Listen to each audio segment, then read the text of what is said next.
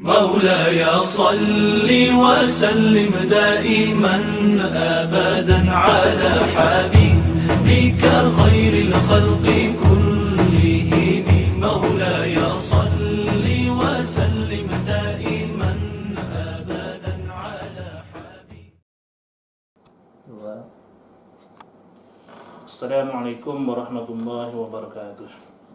Alhamdulillahirabbil alamin wassalatu wassalamu ala asyrafil anbiya wal mursalin wa ala alihi washabihi ajmain amma ba'du. Ikhwah fillah rahimakumullah. Puji syukur alhamdulillah wa syukrillah kita panjatkan kepada Allah Rabbul Izzah. Salawat teriring salam tercurah kepada uswah yang mulia baginda Nabi Agung Muhammad sallallahu alaihi wasallam. Ikhwah fillah rahimakumullah. Dalam kehidupan ini kita senantiasa diajarkan oleh Allah untuk beribadah dengan niatan yang tulus dan ikhlas karena Allah.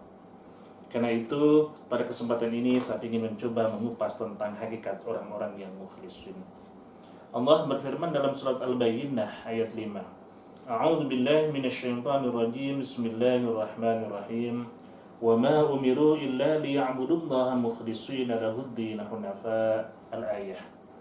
Wa qala aidan, dan Allah juga berfirman di dalam Al-Quran surat Al-Mulk. A'udzu billahi minasyaitonir rajim. Tabarakalladzi biyadihil mulku wa huwa ala kulli syai'in qadir. Alladzi khalaqal mauta wal hayata liyabluwakum ayyukum ahsanu amala. Ikhwah fillah rahimakumullah. Di dalam dua ayat tadi ada satu statement yang hendak digarisbawahi, bahwa sesungguhnya kita tidak pernah diperintahkan oleh Allah untuk beribadah kecuali semata-mata ikhlas karena Allah. Ikhlas karena Allah merupakan pokok pangkal dalam setiap diterimanya amal ibadah ini. Karena itu mengapa dalam surat Al-Mulk tadi Allah mengatakan sesungguhnya dalam kehidupan ini kalian itu diuji dengan kematian dan kehidupan, karena Allah hendak menguji siapa di antara kalian yang ayyukum ahsanu amala, yang terbaik amalnya. Allah tidak mengatakan aksaru amala, tapi ahsanu amala. Di antara tanda-tanda amal yang baik, amal yang diterima, kunci pokoknya adalah ibadah itu mesti ikhlas. Ya, berkaitan dengan ikhlas tadi, paling tidak ada beberapa kriteria-kriteria, tanda-tanda yang bisa dirasakan oleh seorang mukmin ketika dia betul-betul sampai kepada kualitas ibadahnya ikhlas karena Allah. Karena alangkah naifnya, alangkah meruginya ketika kita ibadah dengan susah payah, tidak ada landasan ikhlas, maka menjadi sia-sia seluruh ibadah tadi. Bukankah dalam surat Al-Ghashiyah Allah berfirman dalam ayat yang ketiga, amilatun nasibah tasla naran hamiyah. Betapa banyak orang telah bersusah-susah dalam berusaha, dalam berdoa, dalam beribadah, dalam bekerja, ujung-ujungnya mereka dilemparkan kepada neraka. Nah, emang fidahullah, berkaitan dengan konsep ikhlas, indikasi-indikasi atau gambaran orang yang ikhlas, paling tidak ada 5 kategori yang bisa saya sampaikan pada kesempatan kali ini. Yang pertama, ibadah kita menjadi ibadah yang betul-betul ikhlas kepada Allah ketika tumbuh di dalam diri kita satu, adanya kemauan dan semangat beribadah terus-menerus. Adanya semangat beribadah. Karena orang yang ikhlas karena Allah tidak membutuhkan atribut-atribut, pujian-pujian, dan berbagai hal kecuali hanya mengharap ridha Allah. Karena itu ketika dia betul-betul beribadah, maka akan tumbuh semangat yang tinggi. Dia tidak mudah stres, tidak mudah merasa berat, tidak merasa capek, dan sebagainya. Karena semata-mata sebagai wujud dan ekspresi cintanya kepada Allah Subhanahu wa ta'ala. Yang kedua, indikasi hamba itu mukhlisin, orang yang ikhlas dalam ibadah, adalah orang yang bersegera dan tidak menunda-nunda kebajikan yang bisa dia perbuat.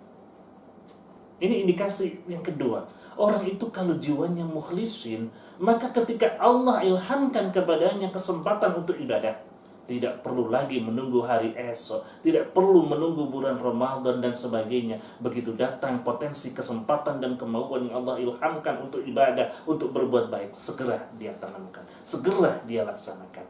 Sebagaimana doa yang dipanjatkan oleh ulul albab di dalam surat Ali Imran, Rabbana la tuzigh qulubana ba'da idh hadaitana wa hab lana min ladunka rahmah innaka antal wahhab.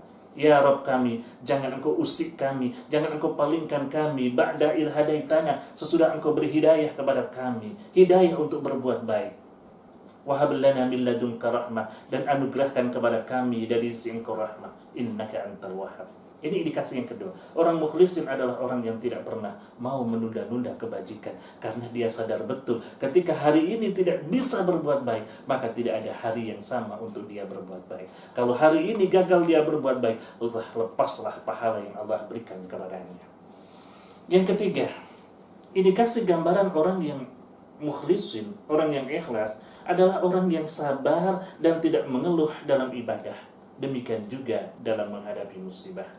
Karena dia sadar, yakin seyakin-yakinnya, apalagi musibah dengan keluh kesah tidak mendatangkan penyelesaian. Demikian juga dalam ibadah, tidak merasa cepat capek, dikit-dikit sholat, dikit-dikit zakat, dikit-dikit puasa. Tidak ada dalam kamus orang yang ikhlas merasa mengeluh terhadap beban-beban dalam melaksanakan ibadah. Ini yang harus ditanamkan. Jadi tengoklah pada diri kita sendiri. Sudahkah kita merasa ketika beribadah, rasa tumbuh, rasa tenang, rasa tumbuh di dalam jiwanya, menjadi jiwa yang sabar, yang ikhlas dalam ibadah dengan sungguh-sungguh kepada Allah. Yang ketiga, adapun yang keempat, indikasi orang mukhlisin adalah orang-orang ikhlas itu adalah orang yang akan berusaha seoptimal mungkin menyembunyikan amal-amal kebajikan yang dia perbuat. Ibadahnya seorang mukhlisin adalah ibadah yang bersifat privasi, bukan ibadah yang kemudian dipublikasikan kepada masyarakat. Maka cukuplah dirinya dan Allah yang tahu. Karena itu, alangkah naifnya kalau seseorang mengatakan, saya sudah ikhlas, kemudian dia memamerkannya dengan ungkapan, saya ikhlas tadi berbuat begini, saya ikhlas tadi berbuat begitu. Itu jauh dari dimensi ikhlas yang sebenarnya.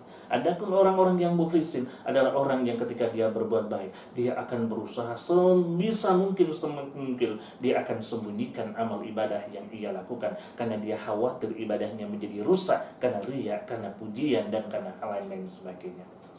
Dan yang terakhir, orang-orang yang mukhlisin, orang-orang yang ikhlas akan tampak dalam sikapnya rasa tenang, damai, qanaah di dalam kehidupannya. Tumbuhnya rasa tenang dalam mensikapi berbagai permasalahan ya dalam kehidupan ini. Demikian juga berbagai problematika yang dia hadapi.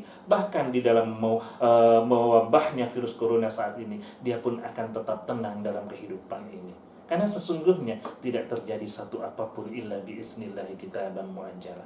Karena itu dia tetap beribadah, tetap bersedekah, meraih ridha Allah, meraih ikhlas yang sebenar-benarnya. Itulah indikasi-indikasi yang bisa paling tidak menjadi barometer apakah ibadah kami sudah sampai kepada tahapan ikhlas atau belum. Mudah-mudahan sedikit yang kita sampaikan ada manfaatnya. Terima kasih. Assalamualaikum warahmatullahi wabarakatuh.